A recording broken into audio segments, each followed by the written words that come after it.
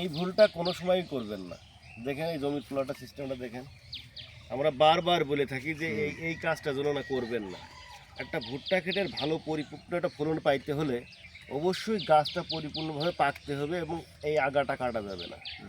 যেটা আমরা ভুল করে থাকি, মনে করি যে এই আগাটা কেটে দিলে এই গাছটা পুষ্ট হবে, দানা ভালো হবে এবং এর ফলনও বেশি হবে। এটা কিন্তু ভুল ধারণা কাকা। আপনি তো কাইটেছেন ওই পাশে, যেগুলো পেকে গেছেন সেগুলো কাইটেছেন। আপনার কাছে আমার একটাই সাজেশন থাকবে যে আপনি পরবর্তী যেগুলো আছে ওগুলো আর কাটবেন না। আচ্ছা, আপনি যেগুলো কাইটেছেন এইগুলো রাখবেন, আর যেগুলো কাটেননি পরিপূর্ণ গাছ শুকায় কাটবেন, দেখবেন ইনশাল্লাহ আপনার এসছে ফলন অনেক বেশি হবে।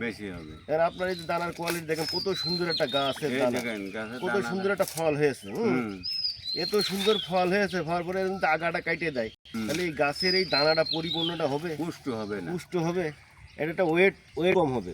এই জন্য আপনারা যারা এই কাজটা করেন, ভুট্টা চাষ করেছেন, আপনাদের রিকোয়েস্ট থাকবে যে ভুট্টা এরকম আগা কেটে দেবেন না, একটা পরিপূর্ণ শুকনো গাছ করার পরে তারপরে এটা ফলটা সংগ্রহ করবেন, তাহলে ফলন পার বিঘায় 10 থেকে 15 মণ বেশি পাবে।